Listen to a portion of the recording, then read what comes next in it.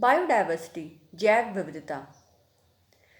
With the help of this e-lecture, we will study about what is biodiversity, different levels of biodiversity, latitudinal diversity gradient, hotspot and hope spot of biodiversity, and various threats to biodiversity.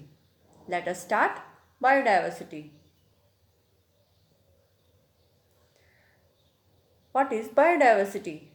Biodiversity is the variety and variability of all forms of life present in a given region under natural condition. The term biodiversity was coined by Walter G. Rosen in 1985. प्राकृतिक रूप से किसी निश्चित क्षेत्र अथवा आवास में जीवन के सभी रूपों की विविधता एवं परिवर्तनशीलता को ही जैव विविधता कहते हैं. जैव विविधता शब्द वॉल्टर जी रोजन ने 1985 में दिया था. Levels of biodiversity. There are 3 levels of biodiversity: genetic diversity, आनुवंशिक विविधता, स्पीशीज डाइवर्सिटी, प्रजाति विविधता, and third one is ecosystem diversity, पारिस्थितिकी तंत्र की विविधता. Genetic diversity. Genetic diversity refers to the genetic variation found within each species. प्रत्येक प्रजाति के भीतर पाई जाने वाली आनुवंशिक भिन्नता को ही आनुवंशिक विविधता कहते हैं. As we see in this picture of bird population of a species which vary in their genetic character, and this variation causes the genetic diversity. Genetic diversity serves as a way for population to adapt themselves to the changing environment condition.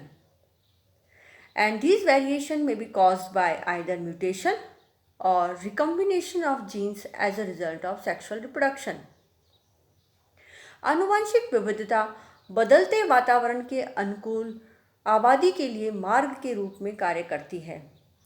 यह भिन्नता उत्परिवर्तन के कारण अथवा लैंगिक जनन के फलस्वरूप उत्पन्न होती है. Species diversity. Species diversity refers to the range of species in an ecosystem under natural condition. More the number of species in an ecosystem, more is the stability of ecosystem. As we see in this picture of marine ecosystem, there are various phytoplanktons, zooplanktons, various species of invertebrates, different kinds of fishes, bacteria, fungi, corals. All these constitute the species diversity of marine ecosystem. प्रजाति विविधता.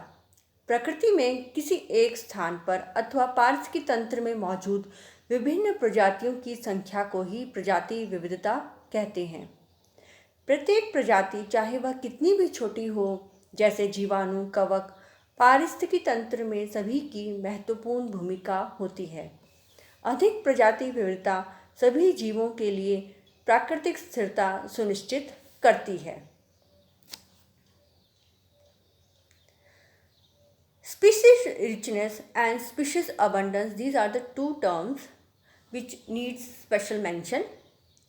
Species richness refers to the number of species in an area. Species richness को हम प्रजाति समृद्धि कहते हैं. किसी एक पारिस्थितिकी समुदाय या क्षेत्र में पाई जाने वाली विभिन्न प्रजातियों की संख्या को ही हम प्रजाति समृद्धि कहते हैं. Species abundance. स्पीशीज अबंडेंस को हम प्रजाति बहुतायात कहते हैं. Species abundance refers to the number of individual per species. यह प्रति व्यक्ति संख्या को दर्शाता है. For example, as we see in this picture, there are two communities, community 1 and community 2. In both the community, 4 kind of tree species are present. Thus we say that the species richness in both the community are same. But in community 1, all the 4 type of tree species are present in the same percentage. But in community 2, their percentage vary. Thus we say that in community 2 they have different species evenness. हम यह कह सकते हैं कि दोनों community में, दोनों समुदाय में समान प्रजाति समृद्ध है, परंतु प्रजाति बहुतायत भिन्न है. Species richness is greatest in tropical ecosystem. Tropical rainforest on land and coral reef in marine ecosystem are among the most biological diverse ecosystem on earth. उष्णकटिबंधीय वर्षा वनों में उच्च जैव विविधता पाई जाती है. स्थलीय पारिस्थितिकी तंत्रों में मापी जाने वाली प्रजातियों की सबसे अधिक विविधता उष्णकटिबंधीय वर्षा वनों में पाई जाती है. समुद्री पारिस्थितिकी तंत्र में कोरल रीफ में सबसे अधिक जैव विविधता पाई जाती है. Communities with a higher species richness contain more link between the species. ऐसे समुदाय जहां अधिक जैव विविधता पाई जाती है, वहां समुदाय की स्थिरता बढ़ जाती है और यह स्थिरता विभिन्न प्रजातियों के बीच अंतर संबंध बनने के कारण होती है. प्रकृति में होने वाले हानिकारक प्रभाव जैसे कि बीमारियां और जलवायु परिवर्तन आदि प्रभाव प्रजातियों में समान रूप से वितरित हो जाते हैं, जिससे समुदाय की स्थिरता बढ़ जाती है. इस प्रभाव को हम प्रजाति क्षेत्र प्रभाव कहते हैं. The communities with a higher species richness contain more link between the species, and this link allow the effect of disturbances to be distributed over multiple species and thus increases the stability of the community, and this effect is known as species area effect.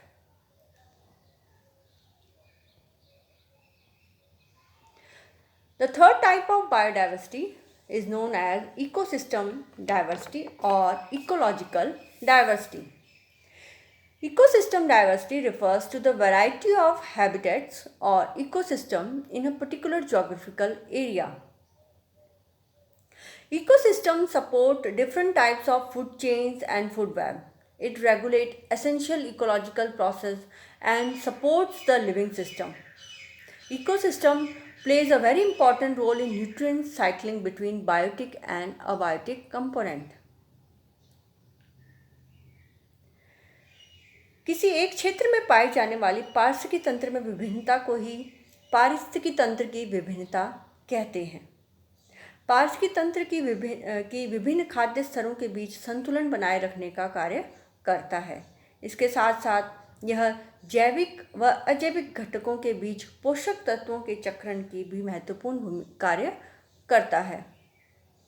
Different types of ecosystem present on earth are tropical rainforest ecosystem or rainforest ecosystem, mangrove ecosystem, estuary ecosystem, coral reef ecosystem, etc. Distribution of biodiversity. Biodiversity is not evenly distributed on earth, and it is usually greater near the equator. In case of terrestrial biodiversity, the terrestrial biodiversity is richest in the tropic. The tropic forest ecosystem cover less than 10% of Earth's surface, but they contain about 90% of the world's species. जैव विविधता का वितरण पृथ्वी पर एक समान नहीं पाया जाता. स्थलीय जैव विविधता आमतौर पर भूमध्य रेखा के आसपास अधिक होती है. उष्णकटिबंधीय वर्षा वनों में संसार की 90% प्रजाति पाई जाती है, जबकि यह केवल पृथ्वी के भूभाग का 10% ही है. Marine biodiversity is usually high along the coast in the Western Pacific, where sea surface temperature is highest. Marine biodiversity is also highest in mid-latitudinal bands in all the oceans. समुद्री जैव विविधता आमतौर पर पश्चिमी प्रशांत क्षेत्रों के तटों पर सबसे अधिक पाई जाती है, जहां समुद्र का तापमान सबसे अधिक होता है. इसके अलावा सभी महासागरों में मध्य अक्षांशीय क्षेत्रों में भी समुद्री जैव विविधता अधिक पाई जाती है। There are latitudinal gradients in species diversity. जैव विविधता के वितरण में अक्षांशीय ढाल पाया जाता है। And what is this latitudinal gradient in diversity? Let us see.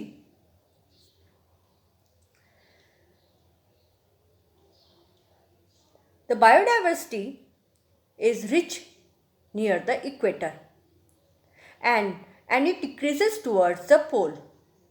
This variation in biodiversity is known as latitudinal diversity gradient LDG.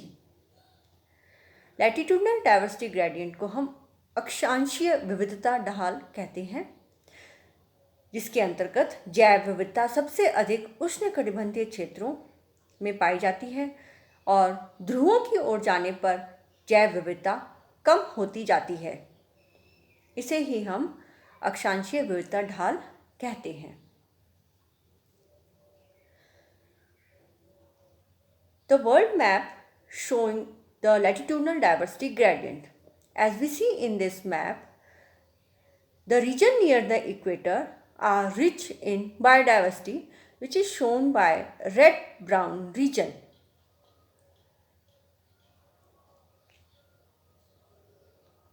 Now, why biodiversity is rich in tropics? जैव विविधता उष्णकटिबंध में अधिक क्यों पाई जाती है?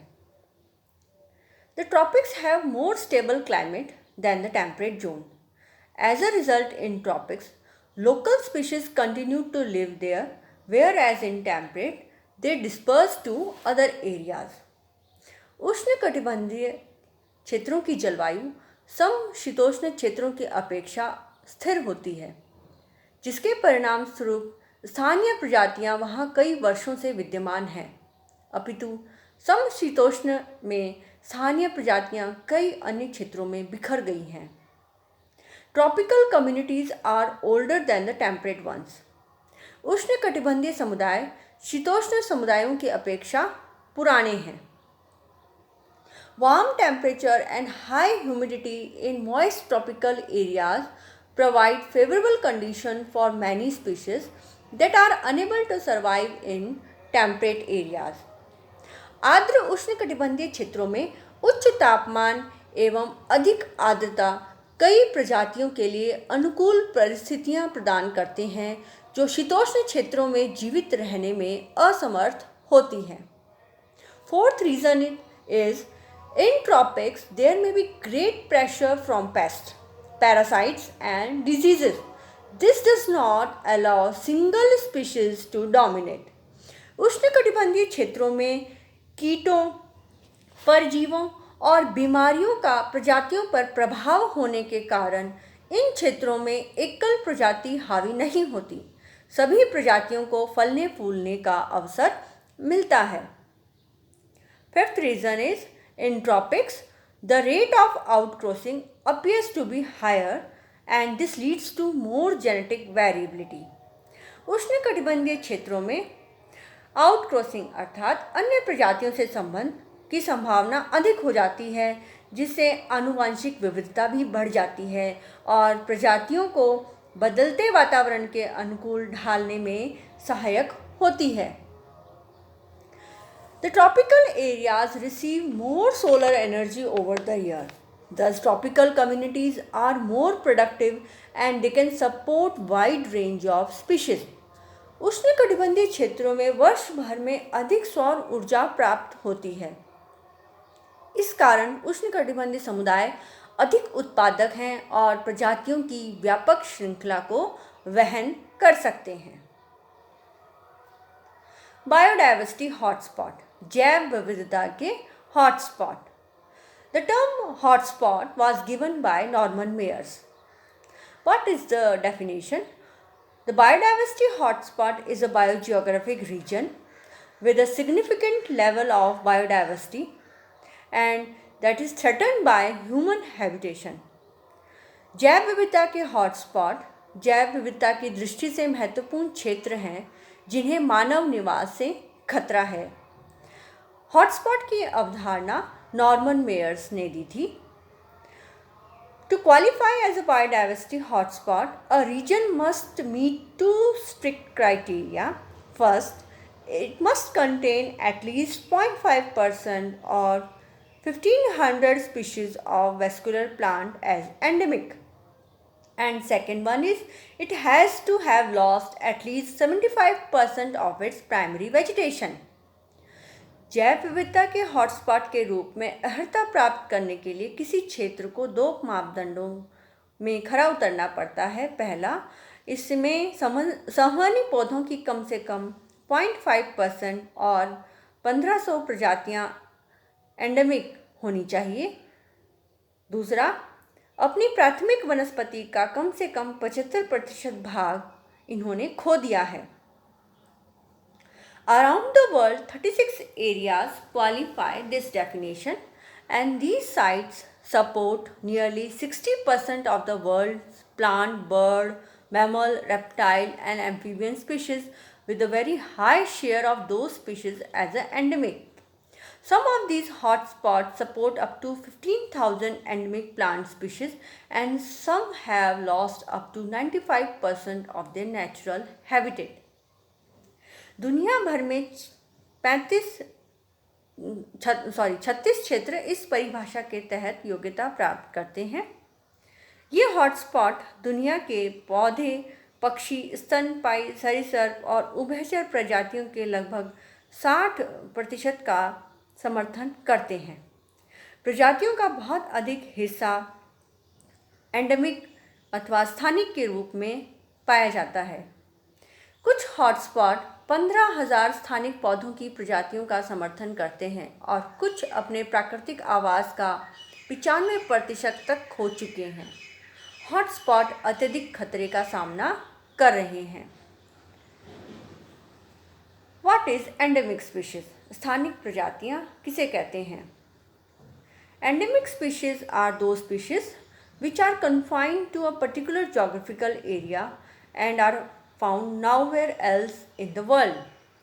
ये वे प्रजातियां हैं जो एक विशेष भौगोलिक क्षेत्र तक ही सीमित हैं और दुनिया में और कहीं नहीं पाई जाती। ऐसी प्रजातियों को हम स्थानिक प्रजातियां कहते हैं।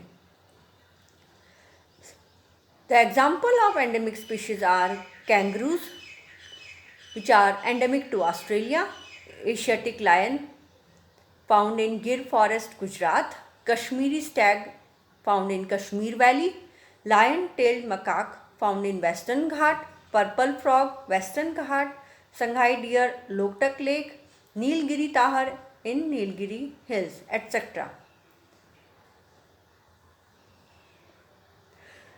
World 35 biodiversity hotspot are as these biodiversity hotspots are found in Africa, Asia Pacific, Europe and Central Asia, North and Central America, and South America biogeographic regions. Among these 35 biodiversity hotspots, 4 hotspots are found in India, and these 4 biodiversity hotspots which are found in India are Himalayan, Indo-Burma, Sundaland, Western Ghats, and Sri Lanka. The Himalaya region includes the entire Himalaya region and that fall in Pakistan, Tibet, Nepal, Bhutan, China, and Myanmar. The Indo-Burma region includes the portion of Northeast India and Southeast Asian nation, Myanmar, Thailand, Vietnam, Laos, Cambodia, and southern China. Sundalands include Nicobar group of islands and Indonesia, Malaysia, Singapore, Brunei, and Philippines. Western Ghats and Sri Lanka includes the entire Western Ghat of India and the Sri Lanka. The map showing the biodiversity hotspot in India.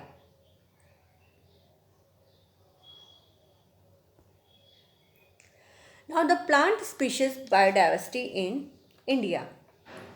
India is one of the 12 mega biodiversity countries of the world.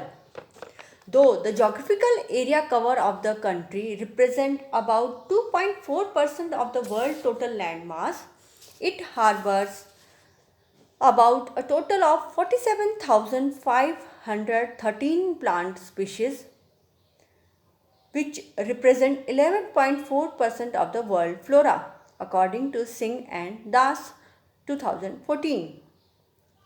देश का भौगोलिक क्षेत्र दुनिया के कुल भूभाग का लगभग 2.4% है, परंतु भारत में पौधों की 47,513 प्रजातियां पाई जाती हैं। यह विश्व वनस्पति का 11.4% है। भारत में 28% पौधे प्रजातियां स्थानिक हैं। The table first represent the total number of plant species, including the virus, bacteria, algae, fungi, and lichens, and their status in world and India. In this table, we see that about total of 47,513 species of plant are found in India, and 4,65,668 species are found worldwide. About 28% of the plants that occur in India are endemic to the country. The number of threatened angiospermic plant species are about 1,700,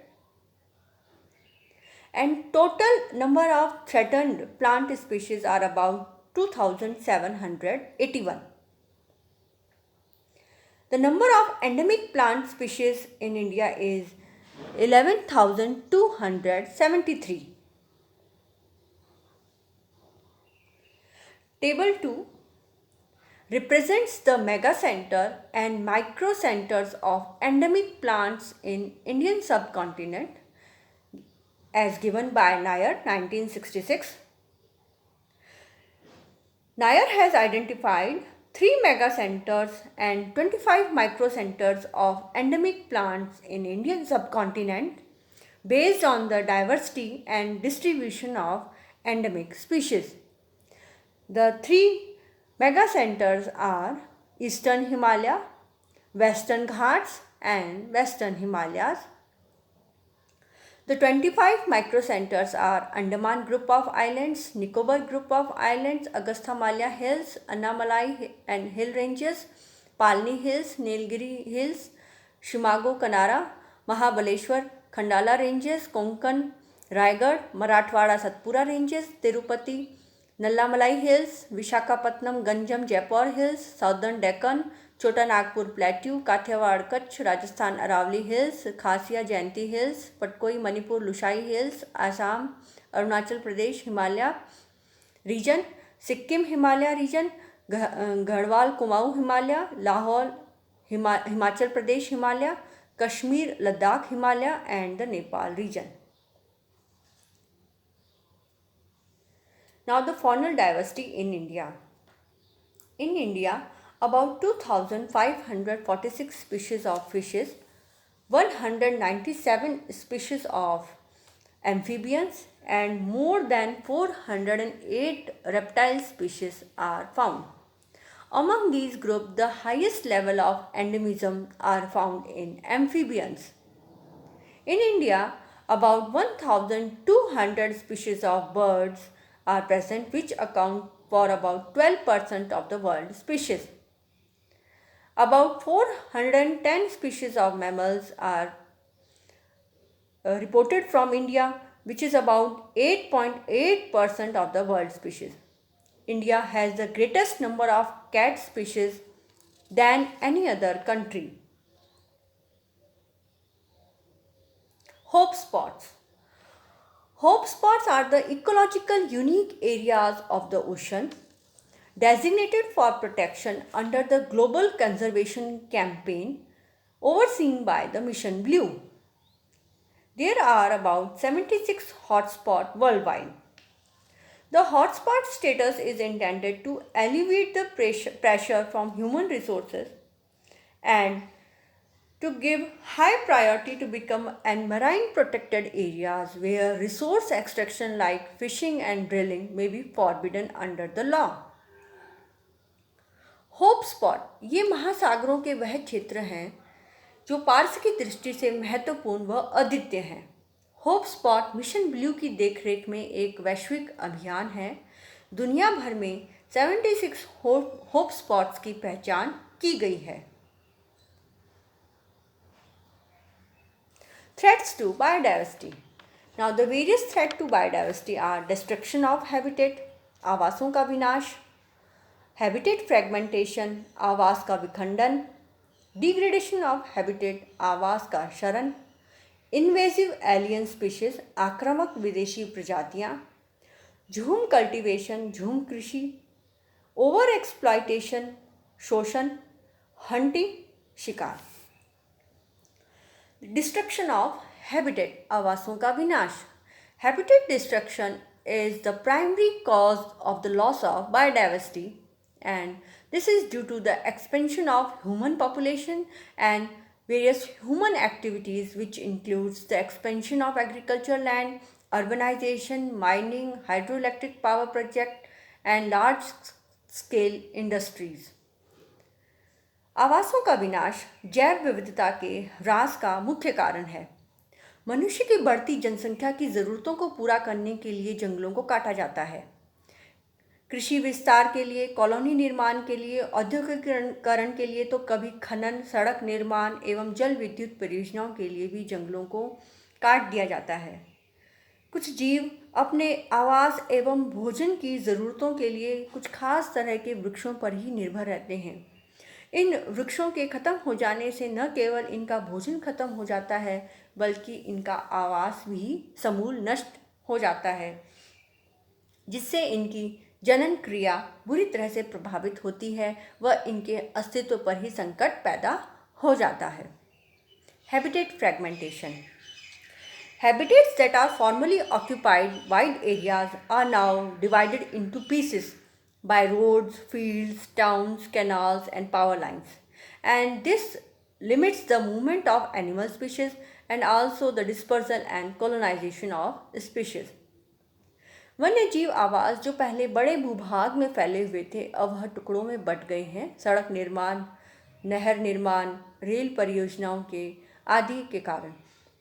इन आवासों के विखंडन के फलस्वरूप जीव जंतुओं का वितरण एवं समूहन बाधित होता है, जो जैव विविधता के लिए बहुत बड़ा खतरा है। डिग्रेडेशन ऑफ हैबिटेट, आवास का क्षरण।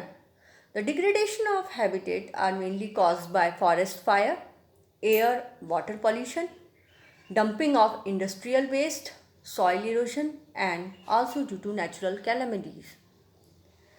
आवास का क्षरण के प्रमुख कारण हैं जंगल की आग, जलवायु प्रदूषण, उद्योगों का कचरा, मृदा अपरदन एवं अन्य प्राकृतिक आपदाओं के कारण।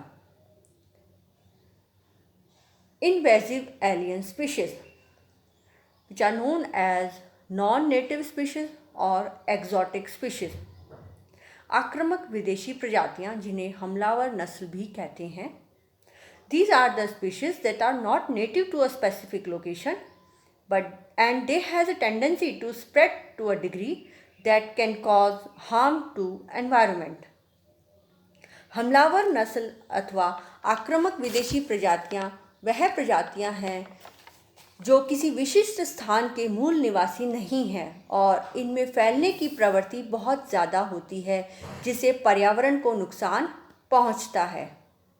इन्वेसिव एलियन स्पीशीज़ के प्रमुख उदाहरण हैं पार्थिनियम हिस्टेरोफोरस, कांग्रेस ग्रास, लेंटना कमारा, आइकॉनिया क्रेसिप्स जलकुंभी एवं प्रोसोपिस जूलीफ्लोरा, जिसे हम विलायती किक्कर या अंग्रेजी बावलियो भी कहते हैं।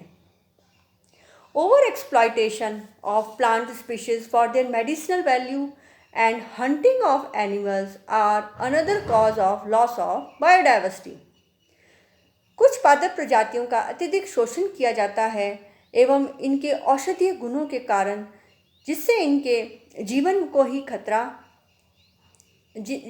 जीवन ही खतरे में पड़ गया है।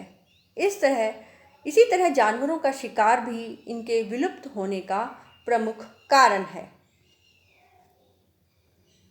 Suggested reading. For further reading, I would like to suggest a book named Ecology and Environment by P.D. Sharma and following links. Thank you.